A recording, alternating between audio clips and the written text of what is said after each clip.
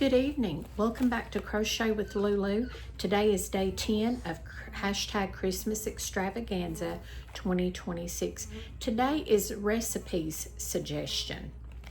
Now, as I mentioned in yesterday's video, and there's a fly in here because we're in July, we're having heat. They think they're supposed to be inside. So, as I mentioned yesterday in yesterday's video, that mainly from here on out, the rest of the month, mine would be about memories, keeping keepsakes, memories, all of those things. So today is recipe journal.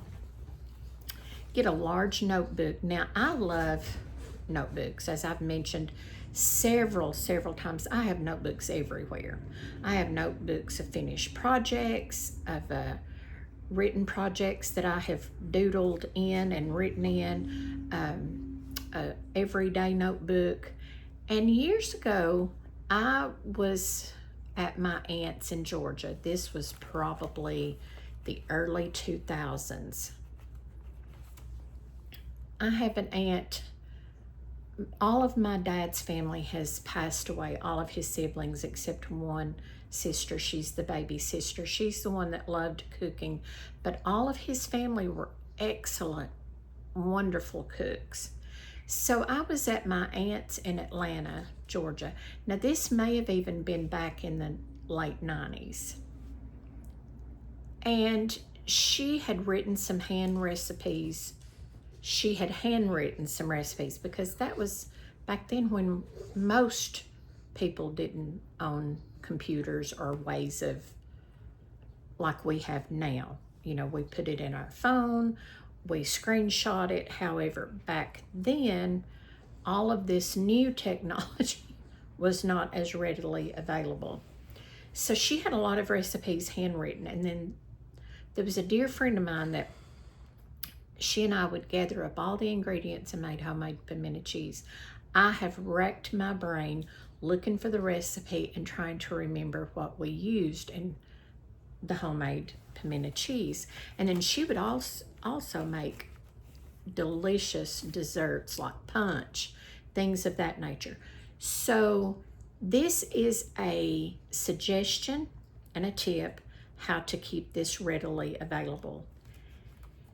Get a large notebook. Have everyone, okay, say if this is a Christmas gathering, have everyone sit down with this notebook that wants to cook or that does cook, or that maybe they've cooked a special recipe and brought to your home. Either have them bring a typed copy or have them sit down and write it in their own handwriting. Sign it and date it, because to me that is so special to look back and say, well, I have this from 1998, I'll say, you know, and it was my Aunt Pauline, or it was another aunt, you know, just however, sign it and have them sign it, have them date it, and then you always have that. And then if need be, tuck it in an envelope so it's safe from getting all, or screenshot it, or, you know, and then print a copy and put it in a notebook. When book is full, get it out at special occasions and let everyone screenshot their favorite recipes. That's very important because there's a lot of my aunt's recipes that still living that I would love to have, and I don't trouble her with them because I'm the family. I'm not the family example to cook in my family on either side. Normally, I'm so lucky at reunions and such, they tell me just to bring the drinks, the plates, the cups, the forks, the napkins, etc. Because everybody knows that when I'm in the kitchen, something's usually burnt or it explodes.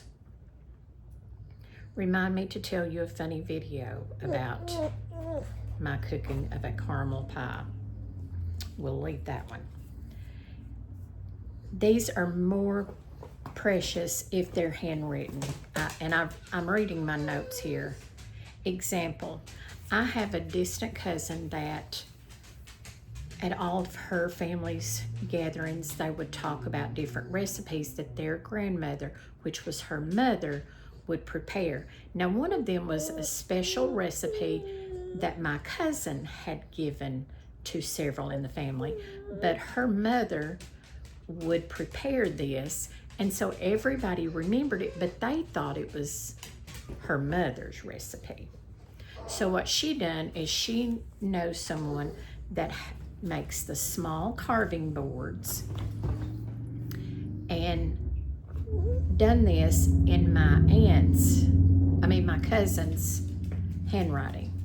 My cousin that I'm talking about now, her mother's handwriting. And so it's very precious.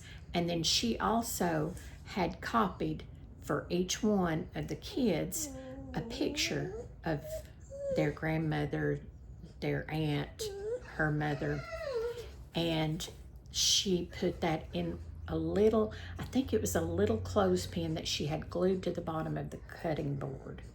And so this sits on the back of my other cousin, which is her sibling, in her kitchen on her counter. And it's so precious. She showed me the recipe when I was down there a couple of weeks ago. And to me, that is so awesome. And I have a cookbook, and I'm hoping that I can find it in amongst all of my papers and things that my mother wrote all of the state of Tennessee. I was raised Pentecostal. So my church denomination back then was Church of God. So all of the churches of God would gather together and they would do a cookbook. This was back in the 60s, 70s. So a lot of those ladies wrote recipes and they typed it up and they had it printed, and the book it's yay thick. I mean, it's thick. So my mother had handwritten her banana pudding recipe and put in that book. And to me, that's so special, and I have it screenshot in my phone. And it's so special to me. So if my son were to ever want that, I could screenshot that and send it to him, and he would have it. And it's my mother's handwriting. So you can do things like that to make memories for every special occasion. Again, I take a notebook to a gathering and let everybody write in it. So if they haven't prepared one and brought one, they can always write it in that notebook and sign and date it. Thank you for tuning in. Sorry this one's a little lengthy, and sorry I'm very sentimental, so I love to keep all kinds of things. Join me back tomorrow for day 11. Thank you. Bye-bye.